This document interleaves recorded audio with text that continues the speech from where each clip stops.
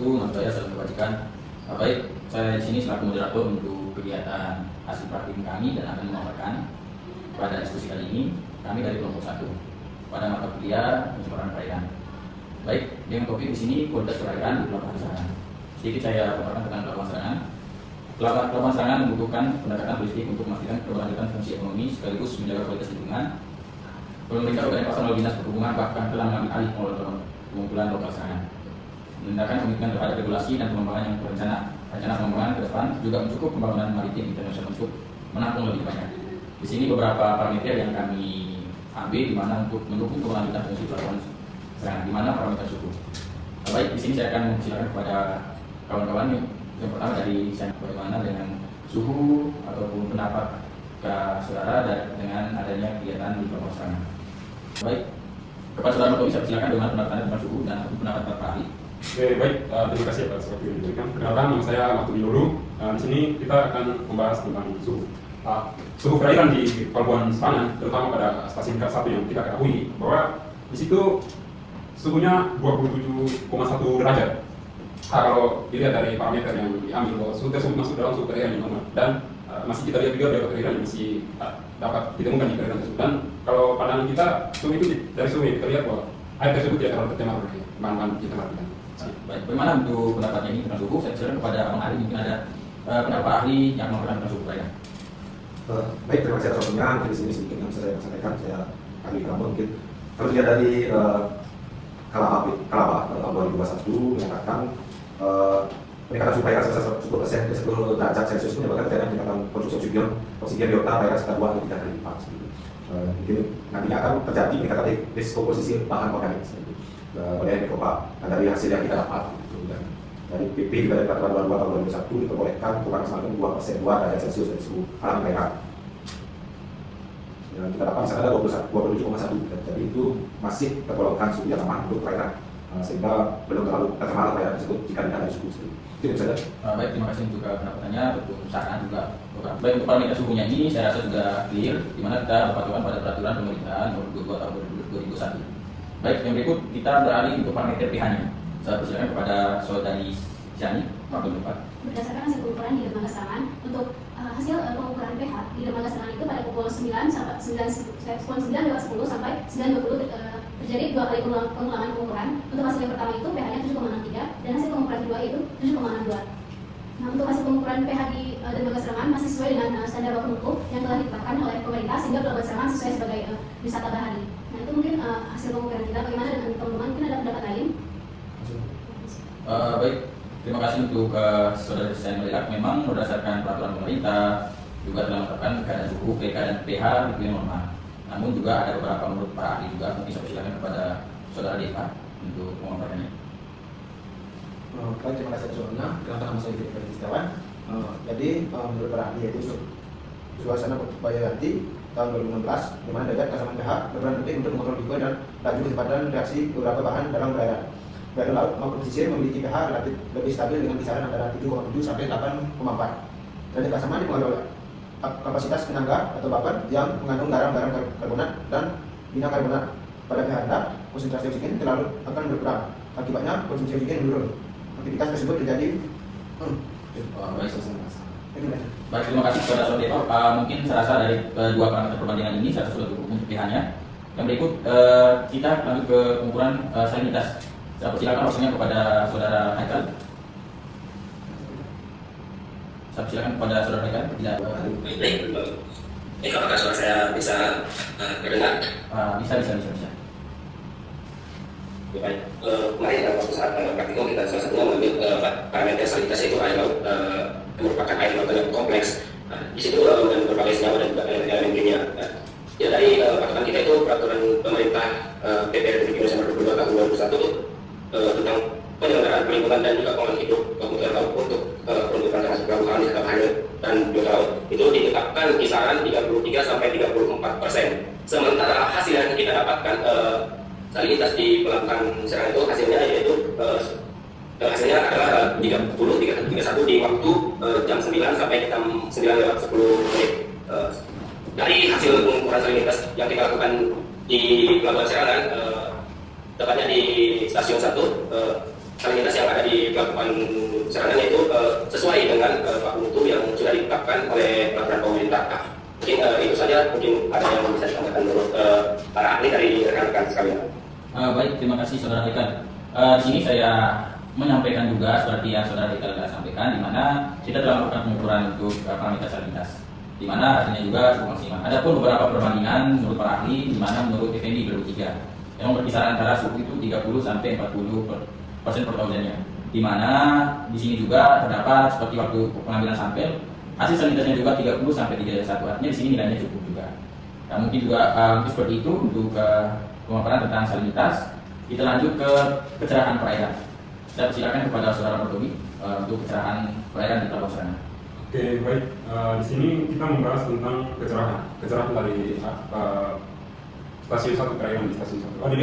Kalau dilihat dari kecerahan air laut kan, kalau kita lihat pakai mata panjang, maka tidak menentu sampai ke bawah. Tapi kalau ketika kita menggunakan CCDs, maka kita akan mengetahui berapa kedalamannya, berapa kecerahan yang bisa dilihat oleh mata. Dan kemarin saat kita melakukan pengukuran tentang kecerahan air laut dan kita menggunakan CCDs, itu jarak pandang kita adalah 3,4 meter. Maka bisa dikatakan bahwa air laut tersebut masih sangat jernih dan masih sangat bagus. Belum terlalu tercemar.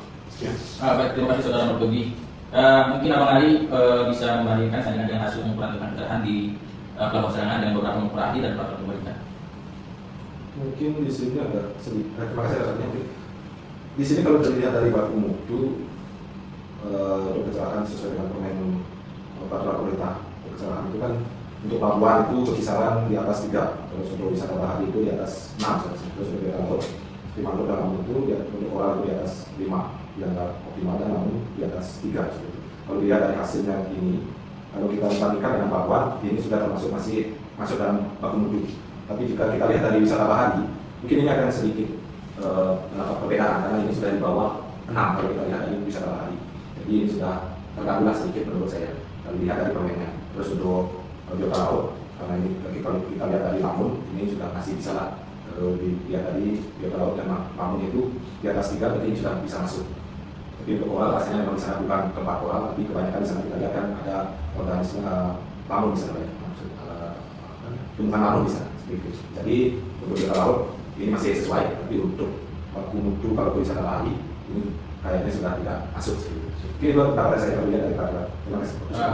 Baik, terima kasih Pak Ali. Memang untuk beberapa parameter seperti yang dari tentang koral atau sebagainya itu memang beberapa parameter juga sesuai, namun kita mengambil katanya bahwasanya ini sesuai dengan baku mutu di Pelabuhan Serangan.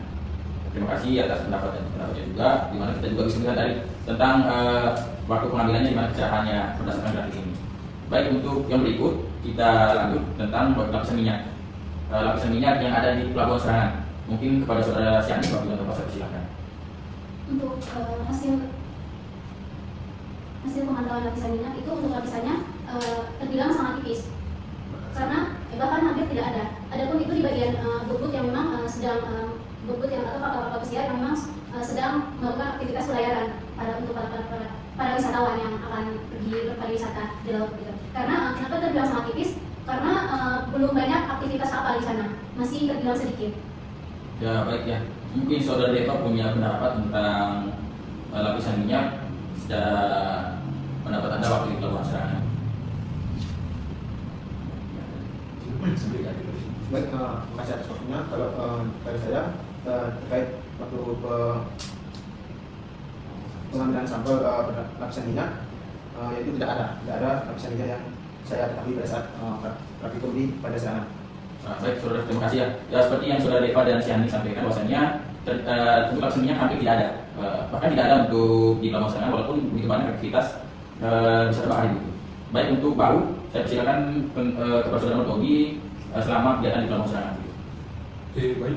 Di sini ketika kita melakukan praktikum di Pelabuhan Serangan, terutama pada stasiun 1, di situ kalau kita dilihat dari pemantauan kita secara langsung dan melihat kondisi perairan di situ bahwa tidak terdapat bau yang terlalu menyengat atau bau dari air laut itu tidak ada. Karena memang di situ banyak kapal pesiar yang masuk, tapi memang pada tertentu kita mencium bau dari air laut tersebut itu tidak terlalu tercemar bau, masih sangat-sangat alami air laut tersebut. Mungkin sekian. Baik, terima kasih saudara Mordomi. Mungkin Abang Ali menyampaikan pendapat menurut permen ataupun pendapat ahli yang bisa disampaikan mengenai tentang mekanisme perairan layak bau dan tidak. Baik, terima kasih.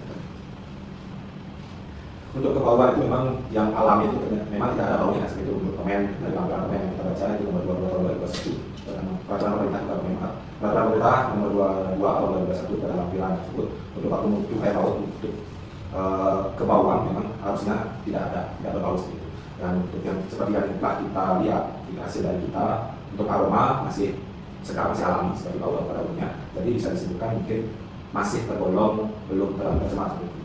Untuk kita lihat dari tingkat kebauan air laut. Jadi dari hasil yang kita dapat mungkin sedikit yang bisa kita lihat itu adalah di aroma tentang dari yang kita lihat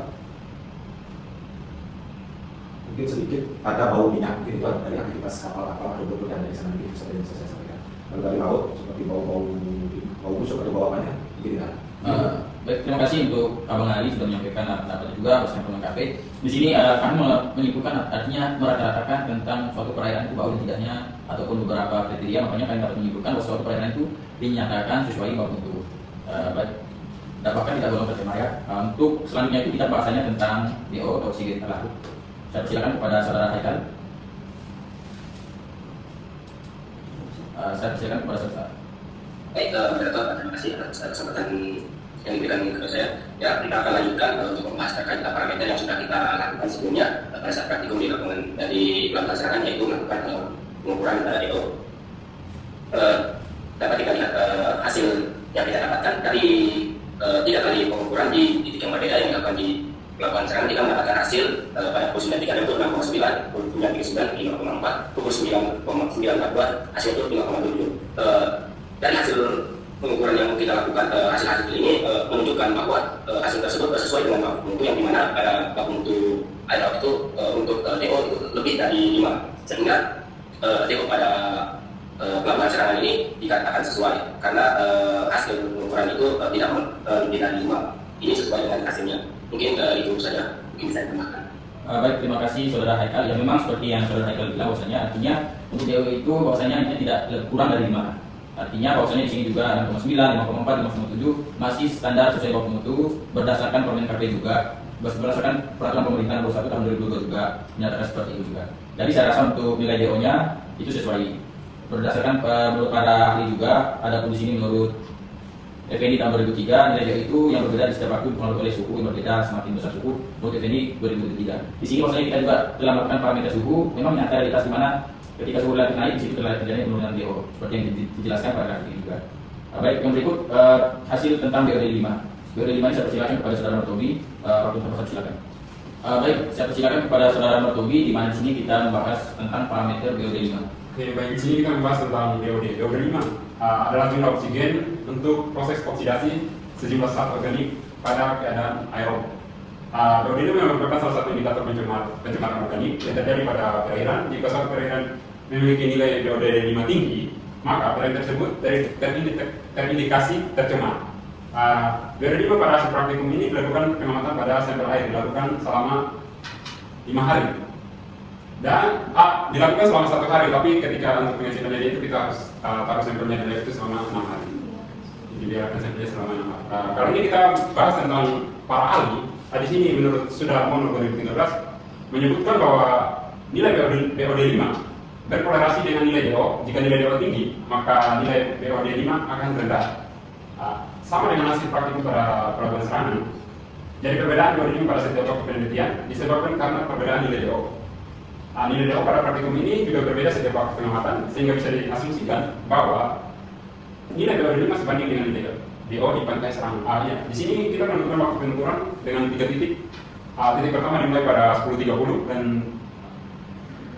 sama 3 titiknya 3 sampel diambil dari 3 orang dan waktunya sama dengan nilai rata-rata 5,9. Kalau dilihat dari baku mutunya 10 sampai 20 mg per liter, maka kesesuaian baku mutu adalah sesuai. Baik, terima kasih untuk saudara Martobi. Di sini saya persilakan kepada saudara Abang Ali untuk menyampaikan tentang Permen KP tentang para ahli tentang BOD 5. Mungkin untuk BOD mungkin tidak begitu saya banyak saya katakan di sini. Mungkin kalau kuliah dari baku mutu sih tadi sudah dijelaskan sesuai, karena memang BOD itu tergantung dari depo, dari oksigen yang terlalu dalam daerah itu memang cuma depo yang kita dapat setelah pengukuran 5,6. Jadi kemungkinan memang BUB-nya sekitaran segitu. Mungkin itu aja, tidak ada tambahan lagi, sudah dijelaskan tadi oleh Pak Kopi secara jelas. Mungkin saya serahkan lagi ke saudara. Baik, terima kasih untuk teman-teman semua. Di sini kita kesimpulannya dan sarannya, saya menyimpulkan di sini adapun hasil praktikum dapat disimpulkan setiap parameter atau dari bahu, lapisan, minyak, DO, BO5, pH, salinitas dan suhu di perairan Pelabuhan Serangan tidak melebihi baku mutu air laut untuk wisata bahari dan biota perairan, karena sesuai dengan keputusan peraturan pemerintah Indonesia nomor 22 tahun 2021. Pada saran yang harus disampaikan, di mana perlu dilakukan pengambilan data parameter kualitas air secara berkala sebagaimana upaya evaluasi kualitas air yang berkelanjutan agar kemudian data lebih akurat. Mungkin sekian diskusi kami pada sore hari ini, mudah-mudahan bermanfaat untuk kita semua. Sekian dan terima kasih. Salam.